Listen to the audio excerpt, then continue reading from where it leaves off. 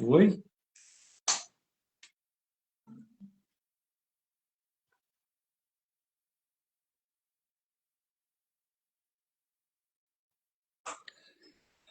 Boa noite a todos.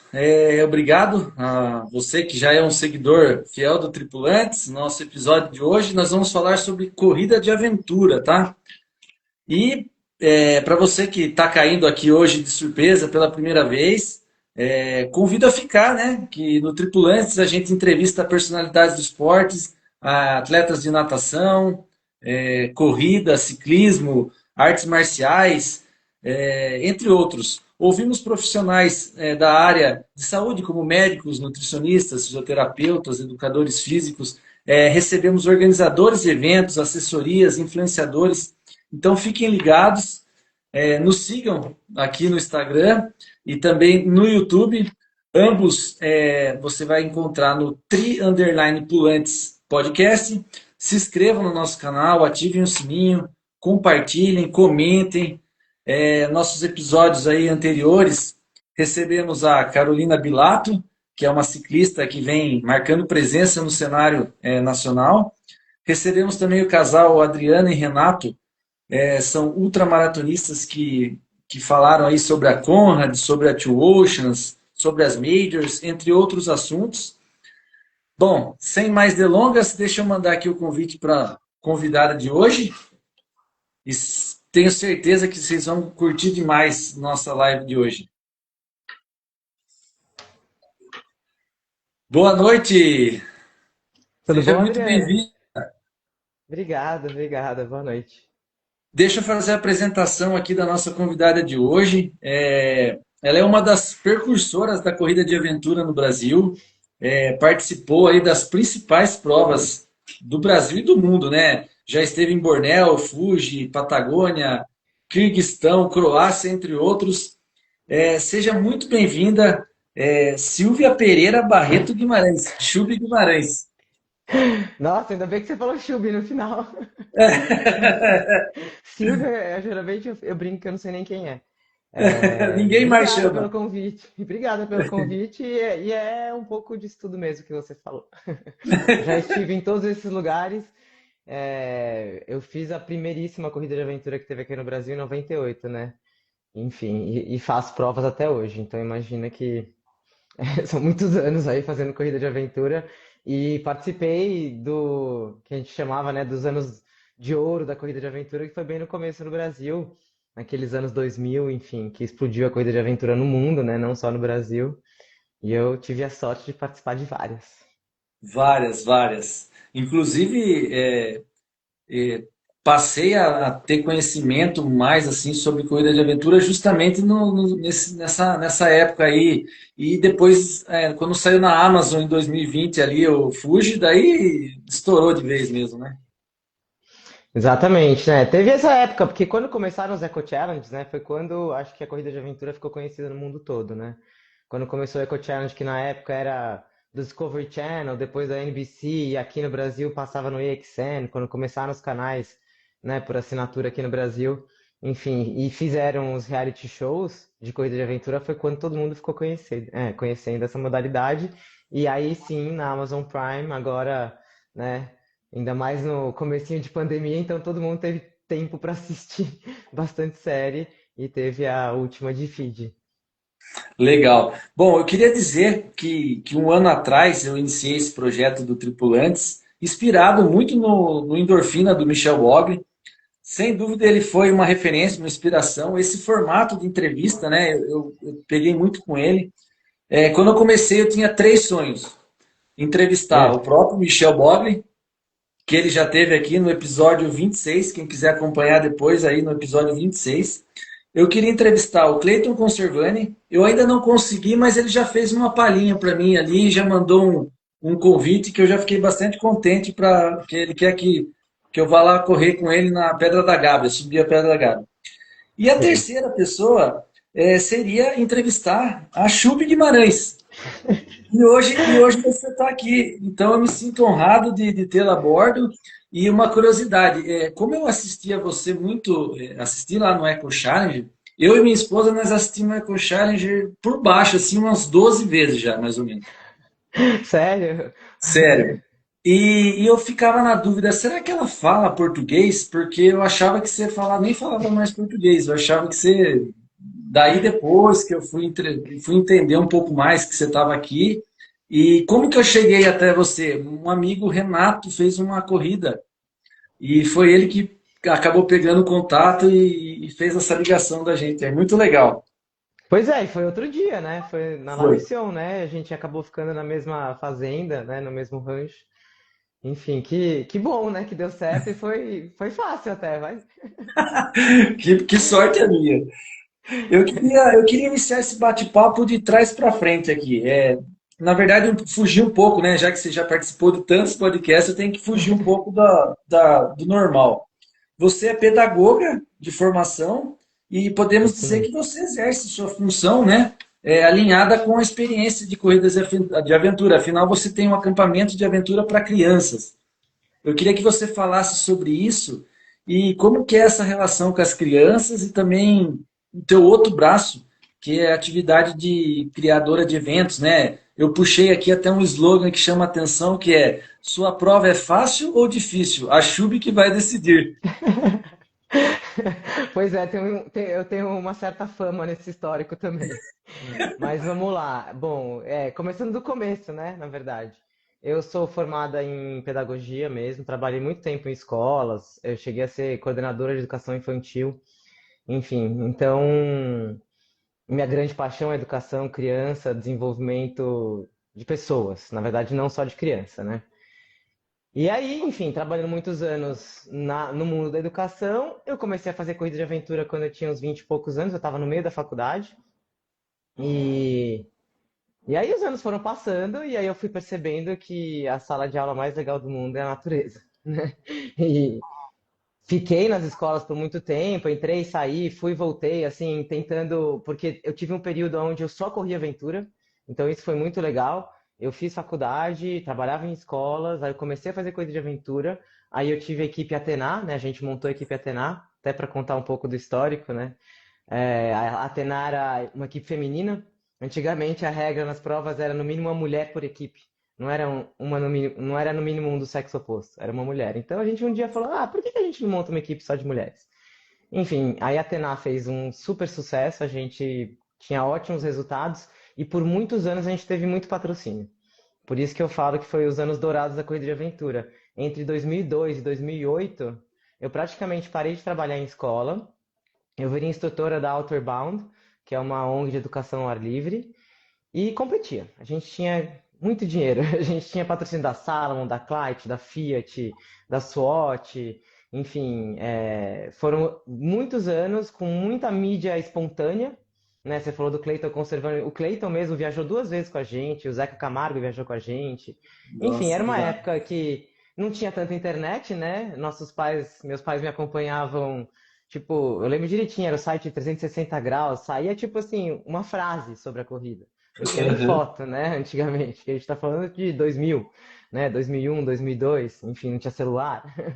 Né, eu ia pro Vietnã competir, meus pais ficavam sabendo o que aconteceu, tipo, 10 dias depois, quando tinha acabado a corrida, eu conseguia ligar para eles. Enfim, e aí, esse mundo me encantou, e aí quando eu me formei na faculdade, o meu TCC na faculdade era um acampamento de aventura para crianças. Porque a corrida de aventura realmente é um esporte que a gente trabalha tudo, né? Assim, desde como lidar com o outro, as suas dificuldades, os limites, e muito sobre isso, né? Sobre a gente conseguir ter resiliência, lidar com as pessoas, principalmente nos momentos difíceis. E isso, tipo, você aprende tudo sobre a vida na corrida de aventura, né? Molda caráter. Eu brinco que falo que corrida de aventura molda caráter, né? As Sim. pessoas, elas realmente viram pessoas melhores depois que passam por tantos perrengues, né? E a gente tem que lidar com. A gente fica num muito extremo, né? Quando a gente tá numa coisa de aventura, principalmente essas gigantes que a gente fazia lá atrás. Então você tem que aprender a lidar com o outro nos seus piores momentos. Então isso, depois quando você traz para a vida, fica mais fácil e ajuda muito em tudo, né? Enfim, e aí eu criei o acampamento de aventura nesses anos que eu ainda estava correndo, meio que fora da educação formal, porque depois, em 2008, eu voltei a trabalhar em escola. mas eu tive esse período entre 2002 e 2008 que a gente só competiu, que foi quando a gente foi para o Vietnã, França, Marrocos, Quirguistão, enfim, foi uma época muito boa. E em 2007 eu montei o acampamento de aventura, porque era o meu sonho. Assim, o meu sonho era ter um acampamento perto de São Paulo, onde eu pudesse levar as crianças para pedalar, remar, dormir em barraca e fazer expedições. Enfim, o acampamento existe até hoje, é o maior sucesso. E Tipo, eu onde brinco é? que é em Juquitiba, 1 hora e meia de São Paulo. Ah, Juquitiba, Juquitiba. É, exatamente, numa fazenda maravilhosa de um dos meus sócios, da Editora 3. Enfim, então a gente tem 20 quilômetros de margem de represa, a gente tem 90 quilômetros de trilhas, tudo dentro de uma propriedade particular. E hoje em dia já tem uma estrutura super legal de salão de jogos, vestiário, refeitório, enfim, porque ele existe há 18 anos já, né? Eu, eu 19 já, quase. eu já fiz um Haka Race em Juquitiba e provavelmente deve ter sido, permeou aí por perto, né, do teu acampamento. Eu acho que se foi há muito tempo atrás, passou lá na fazenda mesmo. Foi, não, não foi muito tempo, foi na pandemia, foi em 2020, mais ou menos. É, pode ser, não vou lembrar desse. Mas eu lembro que de um tempão atrás teve mesmo. Legal, legal. E aí, essa questão do. Você ainda tem a empresa também que cria eventos ainda ou não? Na verdade, não é a empresa é do meu irmão que organiza Ah, tá. eventos, né? Então eu trabalho para o meu irmão e ele tem os clientes, né? Ele tem uma produtora de eventos e, enfim, lá atrás eu organizei já umas corridas, daí eu desisti, daí a gente voltou com esse projeto grande que é o da Olímpicos, né? Que foi o que bem pré-pandemia, enfim, foi o que me fez voltar a, assim, sendo bem sincera, quando eu tinha que organizar evento dependendo de dinheiro público, foi muito traumatizante no Brasil, entendeu? Aí quando a gente começou a trabalhar com evento, com dinheiro de marcas que querem investir no esporte, que estão assim realmente querendo promover o esporte, que a gente não tem que depender de, enfim, de prefeituras, governos, etc., foi quando eu realmente voltei a querer trabalhar com eventos esportivos. Então, desde 2019 eu organizo a corrida da Olímpicos, né, que é a Bota para Correr, que é um case super legal de sucesso, porque primeiro que é uma marca brasileira, né, que está investindo realmente nos produtos, né? Hoje a gente vê que tem muita, os tênis estão bons, né? Os tênis da Olímpicos Sim. são ótimos. E, e o slogan é conhecer o Brasil correndo, né? Então, desde 2019 eu fico fuçando Google Earth para descobrir, pensar para onde que eu vou levar os brasileiros no próximo ano. E é muito legal, porque, Daí enfim, tem tudo a ver é, contigo daí, né? Porque hoje em dia eu brinco, né? Eu falo que eu sou produtora de experiências ao ar livre, porque meu filho às vezes fala, mas mamãe, quando me perguntam o que que eu falo que você faz? Para ele, eu ainda corro prova, né? Eu tenho acampamento, eu organizo algumas corridas, eu também trabalho numa agência de viagens, né? Especialista em neve, então eu esquio bastante, vendo viagens de neve. Então eu sou bem eclética, né? Mas tudo que eu faço tem o propósito de criar boas experiências, de preferência ao ar livre para as pessoas. Seja no acampamento, seja na corrida, seja nas viagens, né? Então eu estou sempre querendo que as pessoas tenham experiências é, boas, né? Na natureza, fazendo esporte, usando o corpo. Saiam melhor do que chegaram, né? Essa que é a verdade, né? Exatamente. É, bem por aí. Bom, você deu um resumo aqui, mas do que eu até tinha colocado como pauta, você iniciou em 1998, então não deixa dúvidas que é uma das principais precursoras do esporte, de aventura no Brasil. É um dos principais nomes até no mundo, eu diria. Será que você podia falar para os nossos ouvintes, resumir o que é uma corrida de aventura? Porque uma parte do nosso público aqui sabe, mas outra parte ainda não tem certeza, né? E nada É melhor do que ouvir verdade. de você isso, né? É verdade, porque corrida de aventura não é uma coisa, né, tão conhecida, né? Enfim, apesar de ter a comunidade que conhece bastante, mas a corrida de aventura é um esporte bem diferente, né? A corrida de aventura é um esporte, na grande maioria das vezes, em equipe, né? A origem dele é para ser um esporte em equipe. Hoje em dia, com no mínimo um do sexo oposto, existem duplas, trios, quartetos ou quintetos. Eu fiz uma corrida de cinco, que no Vietnã, não sei por que as provas dos franceses eram equipe de 5 pessoas. E a gente tem que largar junto e chegar junto, todo mundo, então não é um revezamento. Um dos principais modalidades é a navegação, então na corrida de aventura a gente tem que usar mapa e bússola para poder chegar nos pontos de controle, como se fosse um rally de carro, mas um rally humano em equipes. A gente vai do PC1 para o PC2, ponto de controle. Aí PC3, PC4, dentro de uma modalidade, né? A corrida de aventura, né, tem que falar isso também, que são várias modalidades. As básicas é trekking ou corrida, canoagem e bike. E aí, mas enfim, tem provas que tem cavalo, travessia de glaciar, barco à vela, patins Escalada. inline, escalada, né, técnicas verticais. Enfim, dependendo de onde for a prova, eles conseguem colocar umas modalidades a mais, né? Eu já fiz prova com patins inline, que tiveram Nossa, 3 etapas de mais de 40 quilômetros, assim. Então realmente tem que treinar para patinar. E cavalo também, enfim, outras. E aí é isso, aí você tem os PCs, que são os pontos de controle, aí você faz X PCs de trekking, né, caminhando ou correndo, aí você chega numa área de transição. Nessa área de transição você às vezes encontra a caixa ou uma equipe de apoio, onde você troca de modalidade. Então você chega lá, você tira o tênis, bota a sapatilha, pega a sua bicicleta e sai pedalando. E sempre a equipe inteira juntos, tendo que ser autossustentável nesses trechos que podem ser curtos ou longos, enfim, existem provas desde, que nem eu estava comentando agora, um haka, que tem um mini haka, que é para pequenininhos, né, dá para levar até o filho, que é de 20 quilômetros, aí as provas de 50, 100, 150, 200, 1000, enfim, né, as não distâncias tem são limite. várias. E é isso, é um rally humano em equipe, onde a gente tem que concluir o percurso navegando com cartas topográficas, não vale GPS, né? Então tem que ser realmente no método old school, com mapa, bússola e criando estratégias. Na grande maioria das vezes você não tem um percurso obrigatório, você pode fazer escolhas, né? Então você tem muita estratégia, planejamento, tem que lidar com o que acontece ao longo do caminho, porque nem sempre o plano dá certo.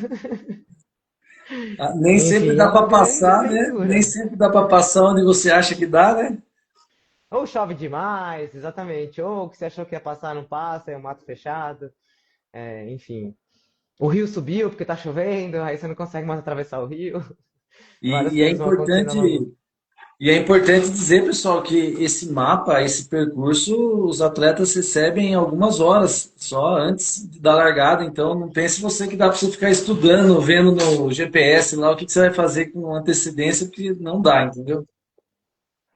E algumas provas dessas grandes mesmo, icônicas, assim, mais expedicionárias, porque é isso, né? A gente tem o Haka Race, que é um circuito super legal que tem aqui. Inclusive, eu corro quase todas as provas, desde o ano passado eu voltei a fazer as provas do Haka. Mas essas grandes, né? Fiji, Quirguistão, Malásia, Vietnã, geralmente a organização já leva a gente para algum lugar no meio do nada, e aí lá onde vai ser a largada, sei lá, no meio de uma montanha, em algum lugar que a gente tiver, que eles vão entregar os mapas, e aí a gente tem que muitas vezes abrir os mapas ali no meio de um pasto, né, com a caneta que você tem na mão, sua bússola, enfim, plotar, né, os PCs e sair navegando. Enfim, é realmente uma aventura. No sentido da palavra, né? Aventura é você não saber o que vai acontecer mais pra frente, né? Você tem um plano, né, uma ideia, mas você não tem certeza. E corrida de aventura é bem isso. Eu até hoje não entra na minha cabeça como é que não deslanchou isso. Começou a deslanchar, né? E como é que não pegou, não pegou. Eu ainda acho que vai pegar porque quem faz é muito legal, é muito gostoso. E com essa febre agora de da pessoal fazer triatlo e tal, daqui a pouco vai ser inevitável a galera começar a cair na corrida de aventura. Eu não tenho dúvida disso. Eu acho que a corrida de aventura ela só não voou tanto porque, primeiro, que já é caro participar, né? Porque você tem que ter um monte de equipamento. Mas tudo bem, ainda dá um jeito que ao longo dos anos você vai juntando equipamento. Você não precisa ter tudo de uma vez, né? E você não precisa ter a bike mais milionária do mundo, igual no triatlo, né? Tipo, uma Sim, mountain sim. bike de entrada você já consegue fazer várias provas numa boa.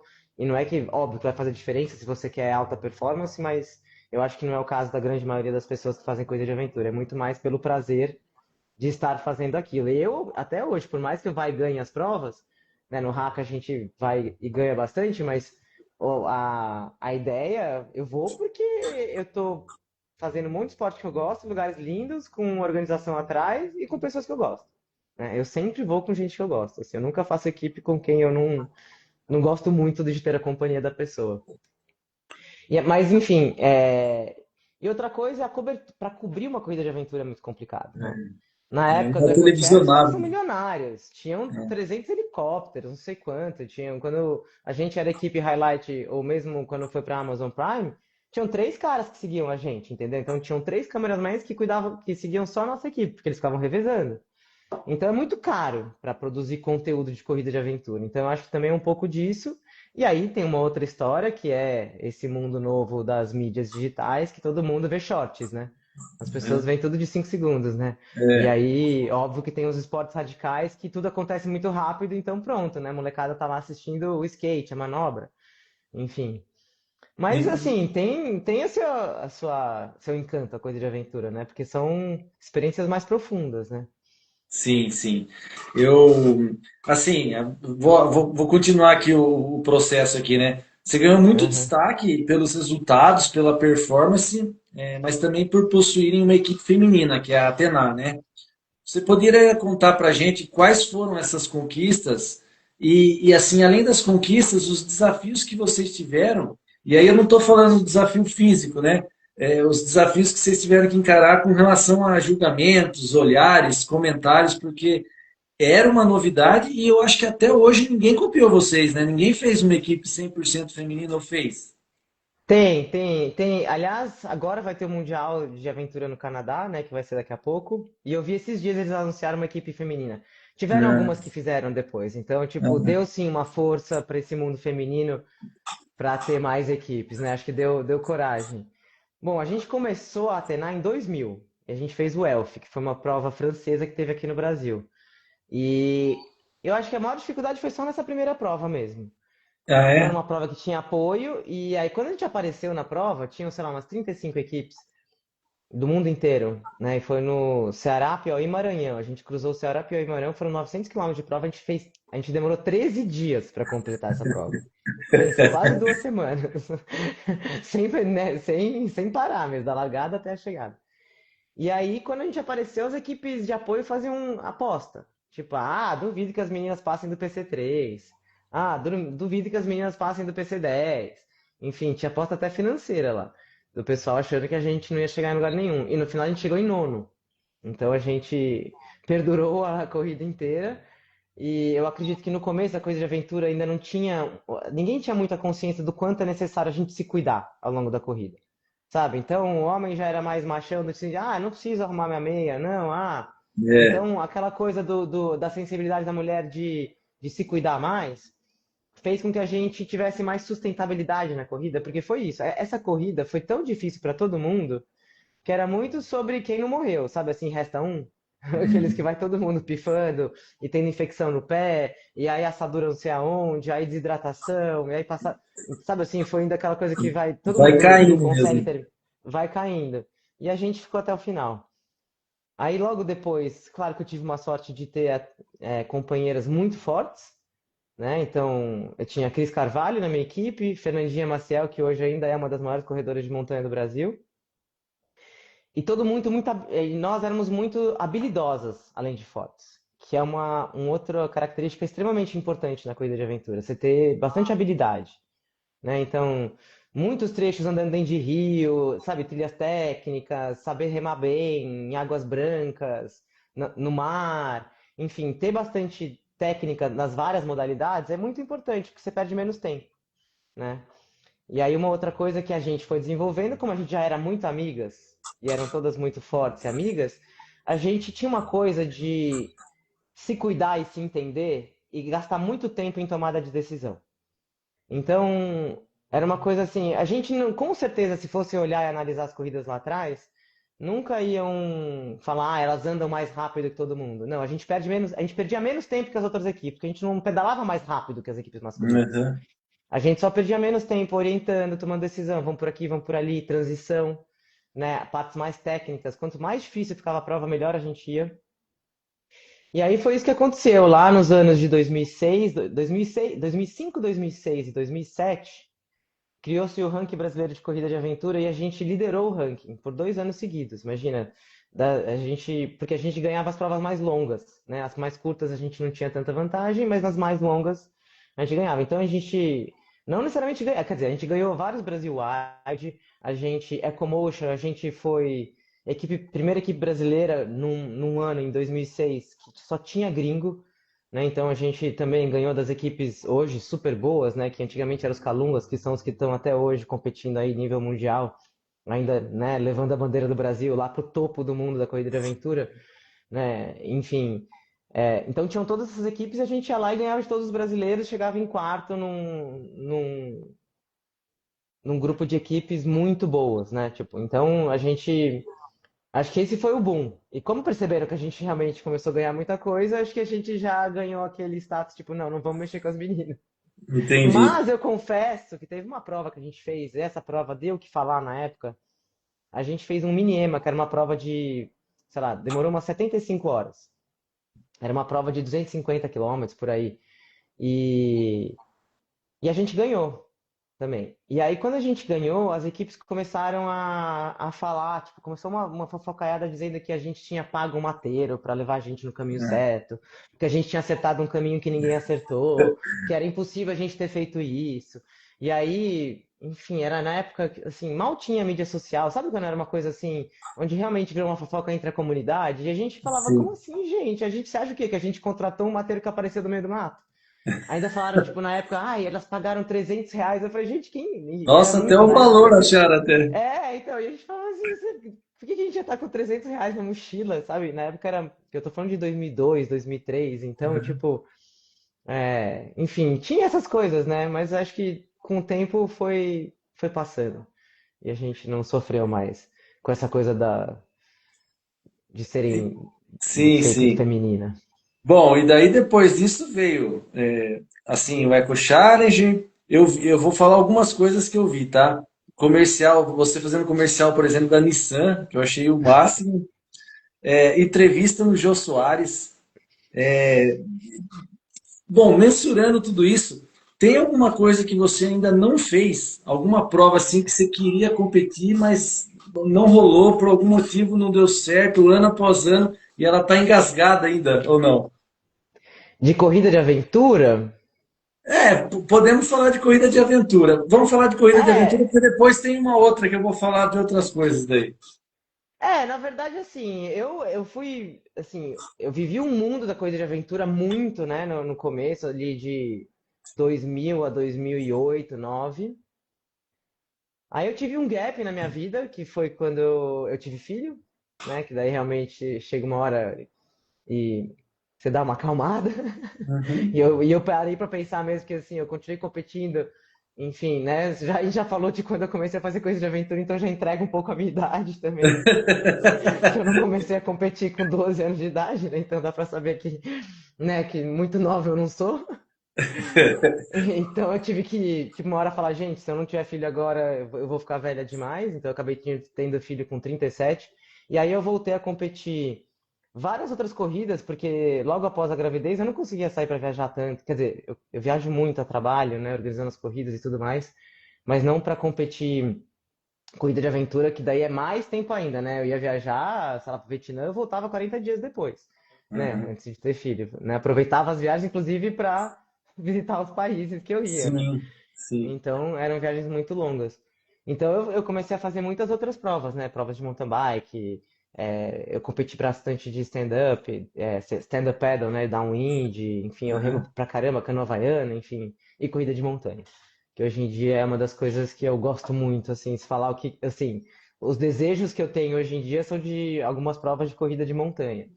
Ah, entendi. Mas, na corrida de aventura, tem lugares que eu ainda gostaria de ir para fazer uma corrida, né? Porque as corridas, na verdade, elas não têm. Local definido, né? Exatamente, um destino definido. Exatamente. Assim, uma pergunta que eu acho que todo mundo que acompanha provas de endurance sempre pergunta e eu vou ter que fazer. Ao longo desses anos, qual foi sua relação com relação a lesões? E é claro que quando a gente fala de corrida de aventura, eu vou ter que abrir ainda mais o leque, talvez o pessoal não saiba, mas além de lesão, tem bactérias, infecções, entre outros. Eu queria saber se alguma dessas te pegou e te afastou por algum período aí. Então, essa é uma pergunta importante. Muitas pessoas me perguntam, assim, principalmente atletas mais jovens que eu começo a conviver, falam, mas Chubi, você nunca se machucou? É, Assim, machucar sério não, graças a Deus. Infecções também não. Graças a Deus, tenho uma saúde muito boa. Assim, se você viu o feed, sim, nas duas vezes que eu fui pro Eco Challenge Feed, né, que foi porque a gente fez essa mesma prova, eles até mostram, né, se você assistiu o da Amazon Prime, ele mostra que em 2003 a gente fez a mesma prova, né, e o percurso foi muito parecido e a Nora da minha equipe também foi evacuada, quer dizer, em 2019 não foi a Nora, foi o Zé que foi, né, teve que ser levado de helicóptero, mas em 2003 foi a Nora. E lá é um lugar onde muitas equipes tiveram problema com infecção. E isso é um problema muito sério lá. Então, em 2019, meus três integrantes da minha equipe tiveram infecções. A metade da prova teve e eu, graças a Deus, eu não tinha nenhum corte infeccionado. Mas eu tenho muitas lesões crônicas, digamos assim, de desgaste, sim. né? Condromalácia máxima nos dois joelhos. Eu, final do ano passado, eu tive uma hernia de disco. Que era para ter operado, mas eu não operei. Então, mas também eu tenho isso, né? Eu sou meio estranha. Como eu tenho, eu não sou uma pessoa muito padrão, digamos assim. E graças a Deus eu tenho médicos hoje em dia que me entendem, porque cansei de ouvir de vários médicos que Pai. seguem protocolos tradicionais, que eu não posso mais correr. O que eu não Aham, posso mais correr, eu já ouço há uns 10 anos. Todo mundo fala, mas você não aham. pode correr. Eu falo, o quê? Ah, tá bom, valeu. Obrigado. Vo- Eu saio pra aham. correr e vou fazer meus treininhos ali, porque eu vou continuar correndo.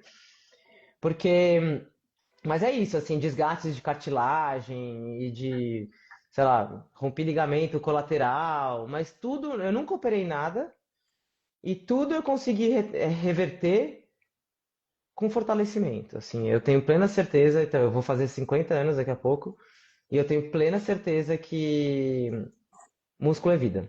Entendeu? Pra gente ter uma longevidade no esporte, você tem que ter músculo. Não adianta, tipo assim, é musculação, aprendi tarde, porque eu comecei a trabalhar treinamento funcional e realmente fazer musculação com 44, 45. Mas hoje eu tenho certeza que primeiro acreditar, a gente acreditar que a gente que a gente tem saúde, né? Porque tem muitos médicos que eles tratam só sintoma e doenças, né? Então não, tipo, a gente tem meios de resolver nosso corpo contornando nossas lesões, né? Criando músculos, enfim. E, e eu tô aí para provar isso. Final do ano, em novembro eu travei de verdade de hernia de disco. Três médicos, você tem que operar, sua hérnia tá enorme, não vai retrair, não vai voltar. E eu não fiz nem fisioterapia. Eu só descansei um pouco, voltei a treinar do meu jeito, meus alongamentos. Eu conheço muito meu corpo também, então, tipo, vários médicos falavam, volta a pedalar, você não pode correr, mas pedalar doía, e correr não. Então eu voltei a correr antes de pedalar. Tipo, eu vou testando meu corpo e entendendo o que que funciona, tenho muita consciência de o que me Uhum. causa dor, o que não causa dor, e assim foi, assim, e assim estou até hoje, ainda conseguindo competir bastante. Eu acho que a gente assim vai desenvolvendo um negócio mais ou menos assim, olha, tipo, tá doendo o joelho. Parece que você manda uma mensagem pro cérebro, ele fala, então vamos correr de um jeito que não vai doer o joelho. Daí você começa a correr compensando de outro e dá certo. É bem, e segue o jogo, né? Bem isso mesmo, né? Eu brinco que assim, enquanto as dores estiverem circulando, tá bom. Elas só não podem parar no lugar por muito tempo, entendeu? Enquanto elas estão cada hora doendo um lugar, tá tudo certo. Começa a doer aqui, daí para, começa a doer o quadril, aí para, começa a doer o joelho, para, daí o outro calcanhar, aí vai indo. Revezando tudo bem, né? Exatamente. Eu já falo ao contrário. Se eu tiver doendo tipo, tiver doendo os dois joelhos, ótimo. Não pode doer só um. Pode ser também, uma boa teoria. Ó, você comentou sobre essa prova e foi uma das provas que eu vi aqui, né? Por exemplo, Fuji, demorou o quê? 10 dias a prova? A gente saiu, essa última você tá falando, né, em É, 2019, que a gente parou a prova no oitavo dia. oitavo, mas assim, ó, eram 10 dias de duração, mais ou menos. Poderia ser mais, né? Você podia É, fazer a prova em até 12 dias.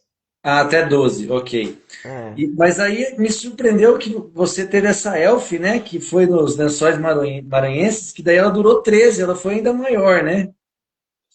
Foi, assim, é que quanto mais antigo, as pessoas andavam mais devagar, né? Tanto que tem uma prova uma prova icônica, a gente brinca também que até na época a gente deu vários stats, né? Primeiro da equipe feminina e também teve uma outra prova que foi, acho que minha primeira vitória na vida de corrida de aventura foi Litoral 2000, que o Alexandre Freitas, não sei se você já estudou, enfim, Alexandre Freitas foi quem trouxe a corrida de aventura para o Brasil, né? Uhum. Ele que fez o EMA 98 e ele, inclusive falando em infecções só para Sim. introduzir aqui, o Ale, ele foi quem trouxe realmente, né, o pai da corrida de aventura aqui no Brasil, em 2003 em Fiji. Ele estava lá com outra equipe, né, na mesma prova que a gente estava, que a Nora foi para o hospital, e ele comeu alguma coisa lá, enfim, até hoje, mas ele comeu um peixe que tinha um parasita e ele teve uma infecção também muito séria, né, e esse parasita se alojou na medula e ficou muito doente, e ele nem está mais aqui entre nós, mas ele organizava um circuito muito legal. Foram assim, ele foi quem ensinou a corrida de aventura para nós brasileiros. Eu aprendi muito com ele. Até porque no Vietnã eu fui com ele também, na equipe EMA Brasil. Era eu e as meninas. O Ale estava na equipe que a gente fez essa prova de 1.000 quilômetros no Vietnã em 2002.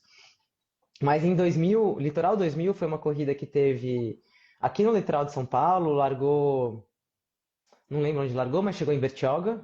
Largou por aquelas praias ali, perto de Maresias, enfim, algum lugar por ali. Uhum. E foi uma prova de 24 horas. E na época, imagina, tinha começado em 98 as corridas, tinham tido algumas em 99. Isso era começo de 2000, abril de 2000. E as equipes não corriam no trekking. Trekking era trekking, Uhum. né? As pessoas caminhavam, né? Trekking, a caminhada. Uhum. E aí a gente, enfim, a equipe era eu, a Cris Carvalho, foi a primeira prova que eu fiz com a Cris Carvalho, que né, super triatleta, enfim, e super forte, e a Ariane também. Então eram duas atletas bem mais velhas que eu, as duas têm, né, a Cris tinha 10 anos a mais que eu e a Ari também, vinham do triatlon e tal, e eu, então eram meninas muito fortes que estavam na corrida de aventura, e aí tinha um trekking que o Alexandre falou para todas as equipes de apoio que o trekking, que todo mundo ia fazer no mínimo 6 horas de trekking. Então, o nosso apoio foi almoçar, nem tava lá. E a gente correu o trek inteiro. A Cris não deixou a gente caminhar. A gente caminhava até uma árvore, ela falava assim, daquela árvore até a sombra, correndo. Aí até não sei aonde correndo. A gente correu o trek inteiro e fez o trek em 3 horas e meia. A gente chegou, a gente abriu 4 horas de todas as equipes. Tipo assim, né, já no segundo trecho de prova. E aí a gente liderou a prova até o final e ganhou. Então, lá atrás ninguém corria, então por isso que demorava mais. Entendi, As corridas entendi. demoravam muito mais. E assim, mesmo Eco Challenge, se a gente for ver os filmes, Eco Challenge 2001, que foi na Nova Zelândia, esses lá atrás, mesmo a equipe do Nathan Favey, ninguém corria. E aí foi vindo esse mundo da performance, e hoje em dia você vai nessas provas gigantes, você vai olhar lá o pessoal, mesmo os meninos da BMS, que até mudou agora o nome da equipe deles, que são os que estão indo para o Canadá, né? Quer dizer, tem várias equipes brasileiras, mas que são os melhores do Brasil, os caras correm a prova inteira. É, não Então, tem parado antigamente, mais. ninguém corria. Hoje em dia, a galera corre, corre de verdade. O Né? Tem nível. equipamentos melhores também, tudo mais leve, trekking pool mais leve, mochila mais leve.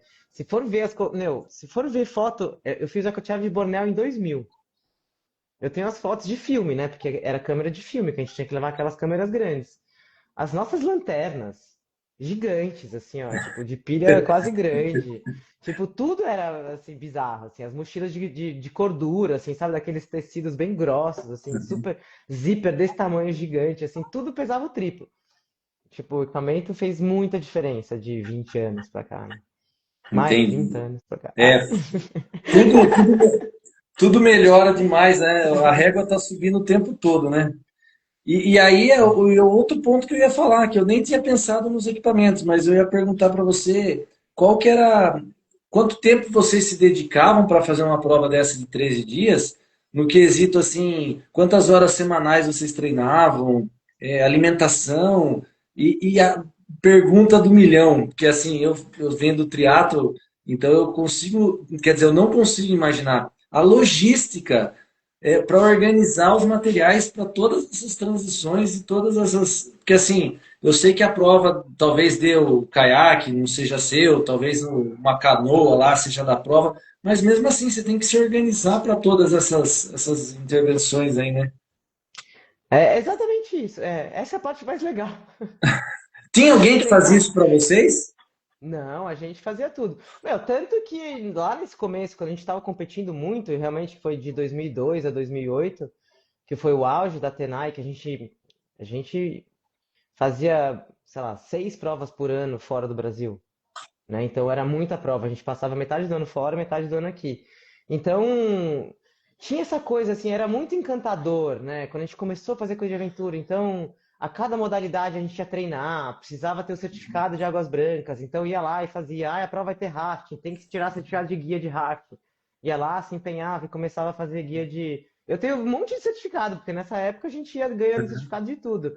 Eu fiz uma prova na Suécia e Noruega, um mundial em 2006 com uma equipe sueca, daí tinha que fazer travessia de glaciar, então ia lá fazer, chegava antes para fazer um treino de usar crampon, piqueta, amarrar, não sei o que, como que atravessa o glaciar.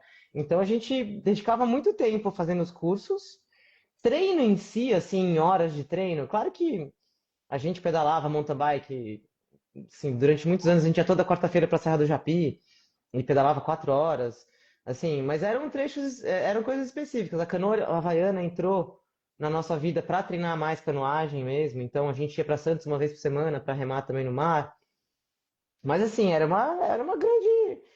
A curtição é isso, né? Eu brinco que é the journey is the destination, né? Então, mesmo que às vezes quando a gente para a prova, assim, só o que você viveu até ali já valeu a pena, né? Uhum. Então, assim, o caminho é o que vale, né? E eu até hoje em dia, as pessoas falam pra mim, ah, Chubi, mas você ainda não cansou de fazer corrida de aventura? Né? Porque eu vou pros Hackas e vou pra La Mission e vou. Assim, eu gosto tanto dessa parte pré, de separar equipamento, pensar, estudar o percurso da coisa de montanha, pensar o que eu vou comer, visualizar a prova. E, sabe, eu adoro essa parte do treinar antes, pensando já no que você vai viver na prova, sabe? Ficar. Eu curto pra caramba essa Mentalizando mesmo. parte. Mentalizando, se preparando e organizando as coisas. Adoro quando semana pré-prova começar a separar equipamento, pegar lanterna, pegar isso, pegar as coisas, assim. Eu acho, eu gosto muito. E a parte da logística, organização, isso também é o que a gente tinha falado. Eu falei no começo. A Atena sempre foi uma equipe muito organizada, né? E mulher dizem, né, que mulher consegue fazer um monte de coisa ao mesmo tempo. Então a gente chegava nas transições, mal se falava, todo mundo já conseguia se organizar, saía rápido. E para você conseguir fazer uma transição rápida, você tem que ter tudo muito bem organizado antes também, né?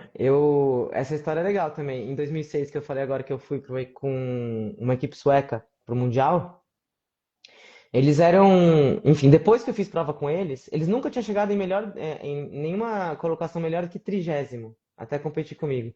E nesse Mundial a gente ficou em sexto. E aí daí pra frente eles são super bons, eles são do top 3 até hoje, que são os Swedish Armed Forces, né, o FJS, eu nem sei qual o nome que eles estão usando hoje em dia, mas são os suecos lá das Forças Armadas. É, e eu lembro que assim, e não tinha apoio essa prova. E aí geralmente as provas que não tem apoio, era uma prova gigante, que atravessava a Suécia, a Noruega inteira, e a gente tinha 4 caixas. É a caixa A, B, C e D. E aí você recebe um mapa lá de transições que tá lá. Nessa transição você vai receber a caixa A, nessa você vai receber a caixa B. E eles começaram a colocar tudo em todas as caixas. Então, tipo assim, mas uma hora eu virei e falei assim pra ele, mas a gente não tem 4 capacetes de bike, a gente não tem 4 sapatilhas de bike. E eles queriam colocar a mesma quantidade de comida em tudo, um casaco em cada caixa, uma bermuda em cada caixa. Eu falei, mas calma aí, gente, por que vocês estão fazendo assim? Ah, porque a gente não sabe o que vai acontecer. Eu falei, como não? Peraí. Aí eu peguei e montei um mega esquema pra eles. Então eram 3 suecos e eu falei, não, gente, ó, caixa A e B, a gente vai encontrar aqui, então a gente vai deixar esses equipamentos, vai pegar esses nesses trechos tal. E eu fiz um mega esquema e eles falaram, nossa, a gente consegue se organizar. Eu falei, sim. E aí foi uma prova super legal para eles. Tem até uma entrevista que o capitão deu depois e ele falou que, imagina, suecos, eles nem falavam muito. E o pouco que eles falavam era em sueco. E eu, imagina, brasileira, acostumada a ser capitã de equipe e navegar também junto com a Nora. Então eu sempre sabia o que estava acontecendo nas nossas provas. E os caras não falavam comigo. Então eu passei a prova inteira fazendo pergunta para eles. O que vai Uhum. acontecer agora? Tem uma montanha? Não, não tem montanha. A gente vai andar dentro do vale? Do lado do vale? A gente vai subir montanha? A gente vai descer? Vai ter floresta? Não vai ter floresta? Quanto tempo mais de trek? Não sei o quê. A próxima trecho é o quê? Ah, é mountain bike? Qual o tamanho da próxima mountain bike? Vai subir muito? Não vai subir muito? E no meio eles ficavam assim, mas como você pergunta? Eu falei, tem lugar pra gente dormir daqui pra frente? Não, aonde? Sabe assim, eu ficava perguntando, porque eles não se planejavam pra nada. Não se E conversava também. não se conversava e não fazia estratégia pra nada. Então eu falava assim, mas vocês vão dormir que horas? Eles, quando a gente não aguentar mais. Eu, como assim? E a gente tinha chegado num hut, assim, e tava no meio de uma montanha de neve. E eu falava, mas são 3 da manhã, vocês estão capotando, batendo lata, por que que a gente não vai dormir nesse hut? Eles, aonde vai ter um outro lugar com um abrigo pra gente Igual dormir? esse. Não sei. Eu falei, então é aqui que a gente vai dormir. Eles, é verdade. Então, tipo, eu fui meio que, porque eu insisti em perguntar tanto, eu ajudei eles a se organizarem, inclusive nas transições. Porque a gente, na Tenaz já tinha esse combinado, né? A gente vai chegar numa transição principalmente das provas longas, não o Haka, porque Haka você tem que estar tudo na cabeça e tudo a milhão, né? Não dá nem tempo de pensar. Mas essas provas gigantes, a gente está terminando um trek e vai sair numa bike, a gente já ia combinando, falando, tipo, revendo o próximo trecho. Tipo, ó, galera, a gente vai chegar na transição, ó, a gente vai comer. O que cada um vai fazer? Vocês vão trocar disso? Vai trocar de meia? Não vai? Ó, o próximo trecho é assim, cada um precisa separar o equipamento de vertical, ou não sei o quê, vai ser frio, então pega um casaco a mais, a gente precisa de X horas de comida. Então você tem que chegar já na transição com tudo organizado na cabeça.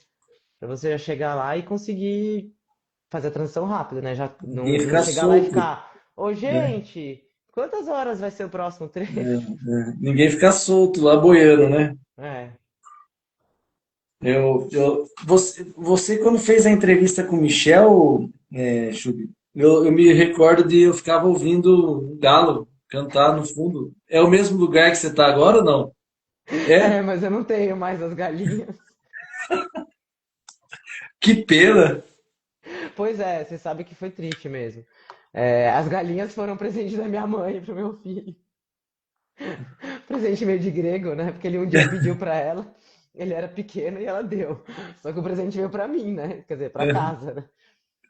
E aí a gente tinha umas cachorras que conviviam bem com as galinhas. Na verdade, a gente chegou a ter duas galinhas e um galo. Era o galo que ficava cantando, É o né? Na galo, né? entrevista. É, exatamente.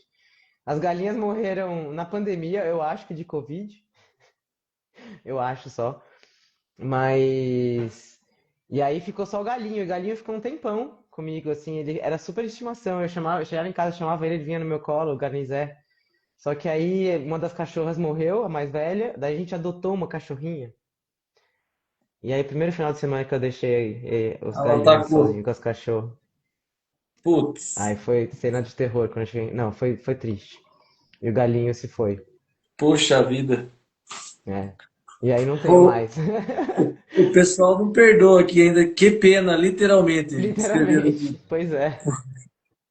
Você não tem noção quanta pena ficou na minha casa. Acho que demorou uma semana pra tirar todas as penas. Depois que o galinho foi atacado pela cachorra. Uma curiosidade, você já fez Ironman. Já. Um. Onde você fez? O primeiro ano de Floripa. Floripa? Eu fiz dois triatlons na minha vida. Um olímpico e um Ironman. Direto e reto, assim, ó. Eu fiz em 2001 o Ironman de Floripa. Se vê fazendo de novo ou não é Olha, uma prova que te atrai mais hoje? então, eu tive uma boa experiência. Eu fiz, sei lá, em 1h28, 11h28. Fiquei em quinto na categoria. Tenho até troféu do Ironman, tipo. Caramba, E onze h foi. 28 E meu única, tipo, tudo bem que eu fiquei uma semana sem conseguir andar. Eu tenho a cabeça muito forte, minha cabeça é muito mais forte do que meu corpo, entendeu? Então, todas as provas eu sempre torço os cabos até o final, assim, meu limiar de desconforto é muito alto.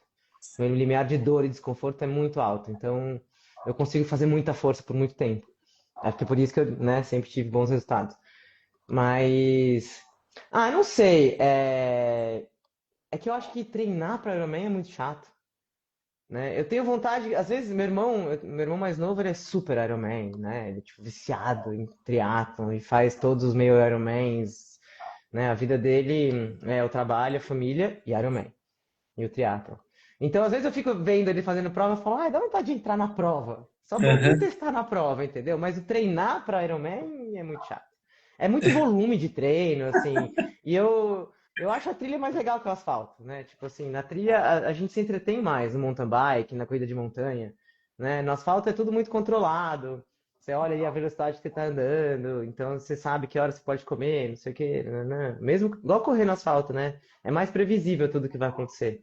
Quando você tá Aham. andando de mountain bike ou correndo na trilha, Eu brinco que você tá o tempo todo tomando micro decisões, né? Você fica sempre assim, no mountain bike. Eu ponho a roda ali ou ali, eu passo por cima da raiz ou pro lado da raiz, a pedra, não sei o quê, não, eu vou subir, não. Você fica o tempo todo calculando, não, eu vou comer na subida ou na descida? Não, tem que comer na subida, porque quando eu começar a descer eu não consigo mais comer, não sei o quê. Então, tipo, entretém o meu cérebro muito mais, entendeu? Então eu prefiro fazer uma ultra de 80 quilômetros nas Dolomitas ou no Butão. Tipo, ó, você perguntou onde eu gostaria de correr. Eu sonho em fazer uma prova no Butão. Eu quero muito um dia fazer uma corrida no Butão. Pode ser uma corrida de uma outra maratona de montanha ou de aventura, enfim.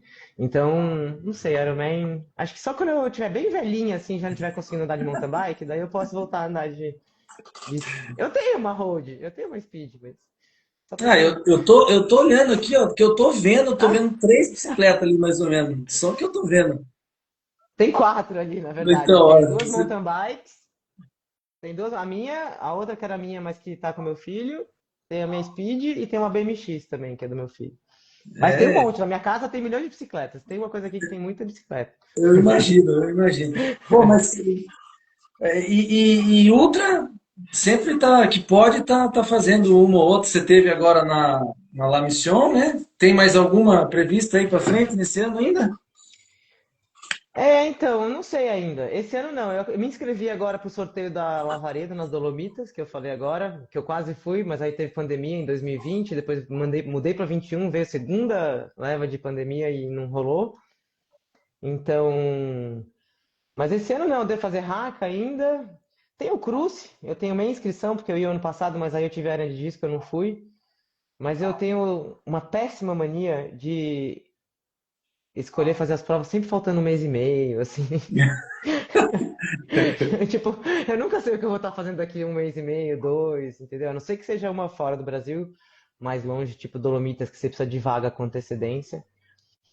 Então, esse ano eu não sei ainda. Porque também teve isso, né? Como eu me machuquei no final do ano passado, eu não sabia quando que eu ia conseguir voltar a competir de verdade, né? Foi até bem mais rápido do que eu imaginava, porque eu fiquei achando que talvez eu precisasse operar mesmo, aí no final não precisei operar, ainda bem. E consegui voltar a competir bastante e treinar bastante. Então, devo fazer uns Rock Mountain Games, umas provas por aqui, assim. Mas eu não saio de casa para correr menos de 21, né? Não vou para nenhum lugar para correr 10, nem 12, Sim, nem 15. sim. Se eu vou viajar e pagar um hotel, tem que correr pelo menos mais de 20. A viagem tem que ser mais curta do que a prova, pelo menos. Exatamente, né? Senão eu corro aqui, né? Tem que valer a pena. Eu sempre brinco quando eu falo assim, mas você vai correr na Lavaredos, 50, por que você não faz menos? Eu falo, gente, eu já tô indo até lá, já vou fazer tudo isso. Eu prefiro subir duas montanhas, três montanhas, né? Porque quanto maior a prova, nessas provas grandes, né? Quanto maior a distância, mais montanhas você vai conhecer. Então, Aham. já que eu tô indo até as Dolomitas, eu prefiro subir três montanhas, né? O máximo que eu tiver treinado eu conseguir. 100 quilômetros, assim, eu já não tô querendo muito fazer, não. Mas as 50 quilômetros eu acho que é o tamanho ideal. Agora eu entendi. Quando eu pensar em alguma prova, eu vou mandar mensagem para, afinal de contas, a Chubb vai decidir se é difícil ou é fácil, né? Então, tá bom. Não, isso aí é o slogan que veio de uma matéria que saiu recentemente conta do Bota pra Correr, né? Das corridas que eu Aham. faço da Olímpicos. É, assim, quando eu organizo prova, eu penso muito no corredor. Muito, assim, eu sou muito Caxias. Eu sou daquelas que eu escolho a largada e a chegada, assim, minuciosamente para foto de largada, a foto de chegada ser bonita. Eu escolho, tipo assim, se o circuito vai ser assim ou assado, pensando no que o corredor tá vendo ao longo da prova, né? E como eu venho da coisa de aventura, as provas de trilha, assim, e eu também, assim, na Olímpicos a galera fala, ai, mas suas provas têm muita subida, ai, mas as suas provas são muito técnicas. E eu falo, gente, para chegar em lugares bonitos a gente tem que subir e descer. Prova plana só vai ser na beira de só na de praia, ou na marginal de São Paulo. Qualquer outro lugar que você quiser ter visuais lindos, maravilhosos, vai ter subida e descida, né? Tipo assim, para você conseguir subir um lugar, chegar num visual e falar, uau, tem que ter subida, gente. Tem que ter.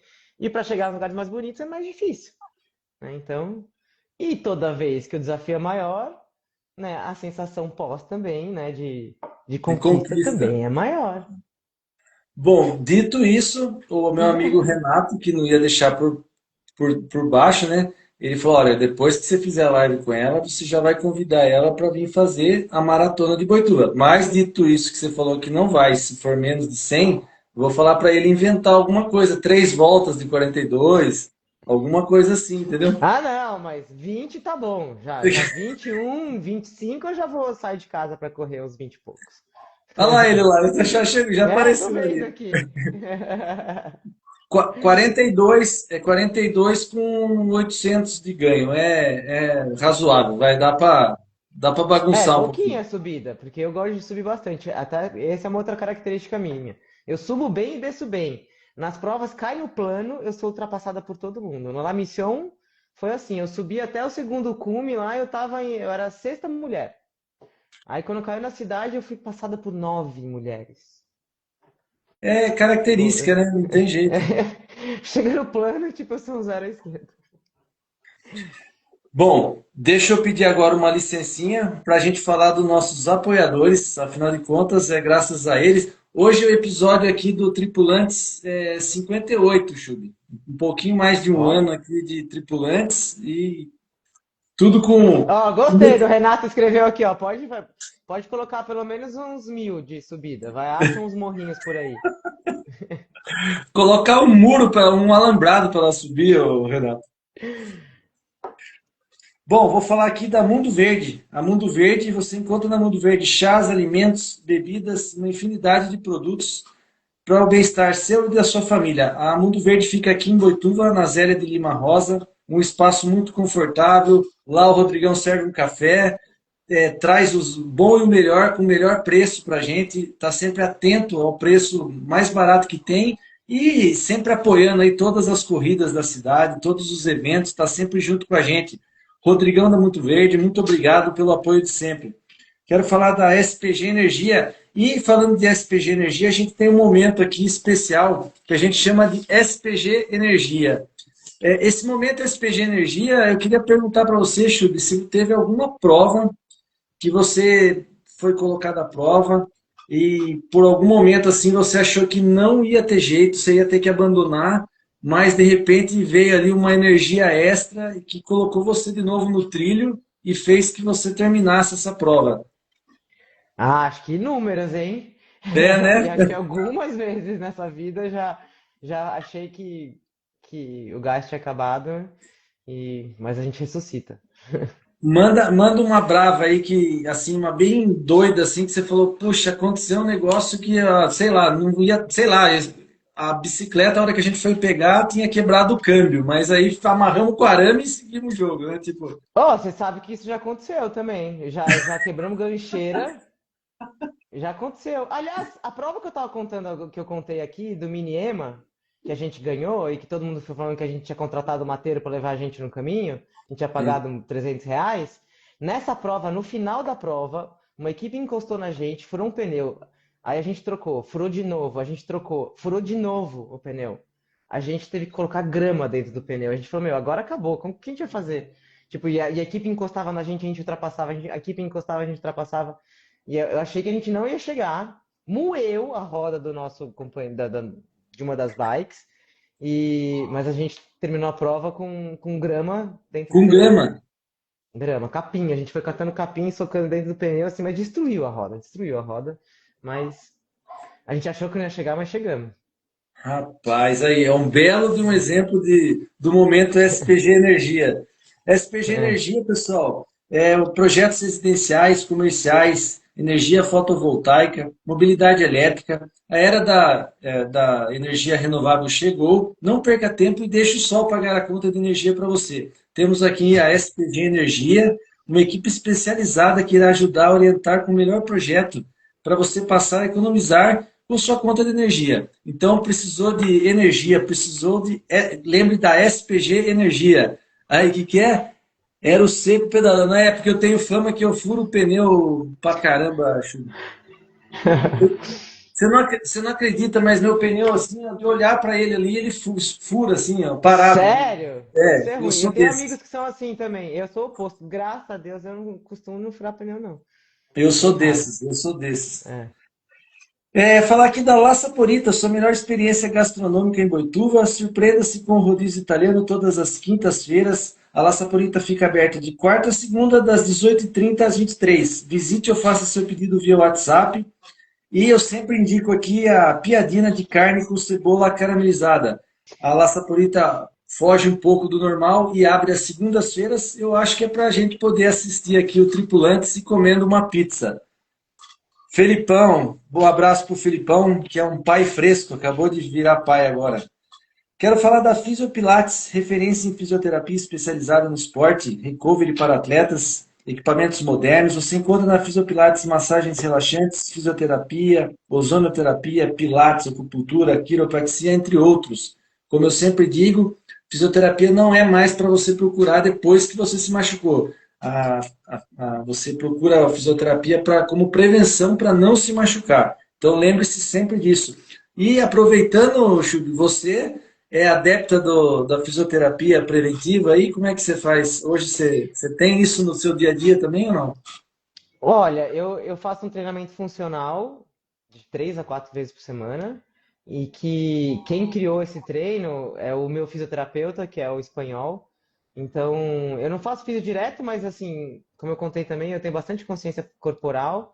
Eu passo com ele e ele é um fisioterapeuta com bastante manipulação, que ele olha bem alinhamento do corpo, sabe assim, uma coisa Aham. bem, tipo assim, ele olha para dar onde vem a dor e não ele não cuida só da dor, né? Ele vê o porquê que a gente está com dor.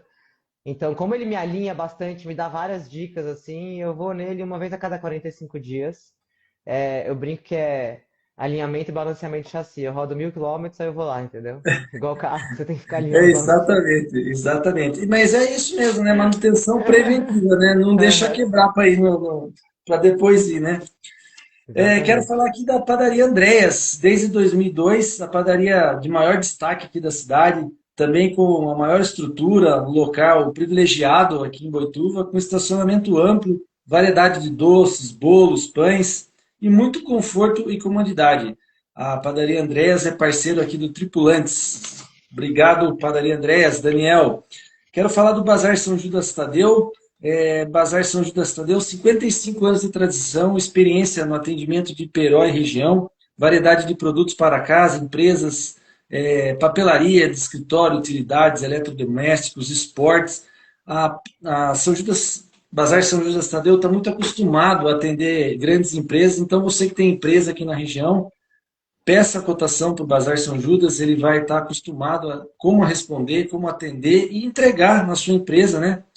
Sem custo. Então, consultem Bazar São Judas Tadeu. JC Clima, venda e locação de climatizadores para áreas de ambientes de eventos, para todos os ambientes, na verdade, e eventos. Entrega rápida, suporte garantido. No inverno você pode contar ali com os climatizadores, conforto térmico, pouco barulho, silêncio, na verdade, né? Aquela paz, sem falar na qualidade ali do deixar o ar sempre úmido e saudável para você. E no calor, né, você pode contar aí para deixar o ambiente mais refrescante, também sem barulho e com baixíssimo consumo. Deixa eu ver se eu não esqueci de ninguém aqui. PHS, o Dantas estava, inclusive, ele estava aqui, estava acompanhando a gente. O Dantas ele faz academia nesse horário, mas ele para lá e fica assistindo a gente. Eu estou prejudicando você assim, Dantas. Mais de 30 anos de tradição, você encontra na PHS. Doces, enfeites, tudo para festas e reuniões, preço diferenciado, variedade e quem conhece a PHS sempre volta para buscar mais. Aquele abraço também para o nosso amigo Dantas, que também sempre nos acompanha aí. Esses são os nossos parceiros aqui, que eu não podia deixar de falar. E antes de finalizar aqui, eu queria ver se alguém tem alguma pergunta aqui. Deixa eu até dar uma olhada se já não fizeram. Eu não passei batido aqui, viu? Deixa eu ver. Às vezes a gente tá falando, a gente não É. acompanha. Falaram, faz esse percurso diferente só para ela, que a gente já tá morrendo com esse aqui mesmo.